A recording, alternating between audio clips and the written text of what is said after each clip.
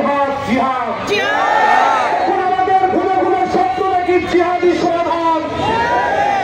Israel আমাদের বইতে স্বপ্নতা বলেছে ইসরায়েল কোন রাষ্ট্র নয়, কোন সন্ত্রাসী রাষ্ট্র নয়।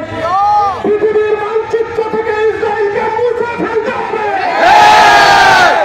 সম্মানিত ভাইরা, দুঃখেছি আজকে ঐতিহাসিক ঘটনা ঘটে গেছে। ইতিমধ্যে দেখেছেন সর্ববৃহৎ দল বিএনপি, জামাত, খেলাফত মজলিস, আওয়ামী লীগ, ইসলামী আন্দোলন, সকল রাজনৈতিক দল, বৈষম্য বিরোধী ছাত্র আন্দোলন, ছাত্র দল, শিবির সহ সকল সাধারণ মানুষরা একটা আওয়াজ তুলেছে, দুঃখেছিয়ার মাটিতে ইসরায়েলের পূর্ণ বরদাস্ত করবে না। আমাদের ব্যবসায়ী ভাইদেরকে বলি, আপনারা আমাদের লোক, আপনারা রক্ত পিপাসু ইসরায়েলের পক্ষে নয়। আমরা বলি আমরা 2 পয়সা রোজগার কম করবো। এখন থেকে এই গালির ব্রিজ পার করে ইসরায়েলের পণ্যকে নিষিদ্ধ ঘোষণা করে দেওয়া হবে। ইসরায়েলের পণ্য পাওয়া হবে, সেখানে ভাঙচুর করা হবে। ইসরায়েল আন্তর্জাতিক সকল আইন লঙ্ঘন করেছে। ইসরায়েল শিশুদের হত্যা করেছে। আইনকে লঙ্ঘন করেছে। ইসরায়েলের সাথে আর কোনো আইন মানা হবে না।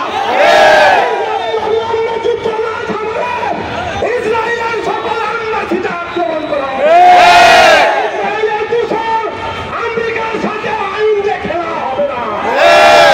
যারা আইনের ভাষা বোঝে না, গণতন্ত্রের ভাষা বোঝে না, আমাদের গণতন্ত্রের সমাজ চাই, মানবতার সমাজ চাই, আর আমাদের শিশুদের হত্যা করে তাদের সাথে কোনো বন্ধুত্ব হবে না, তাদের সাথে কোনো আইনের কথা চলবে না। ভাইরা, আপনারা কি যুদ্ধের জন্য প্রস্তুত?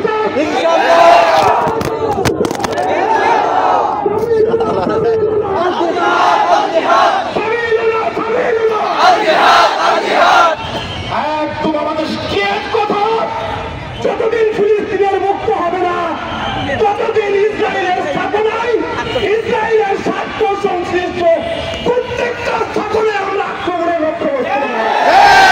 সবাইকে ঐক্যবদ্ধ অনুরোধ আহ্বান জানিয়ে দুঃখের মাটিতে আজকে যে ঐক্যের বীজ বলল, এইটাকে আমরা ইসরায়েলের বিরুদ্ধে আজীবন যদি আক্রমণ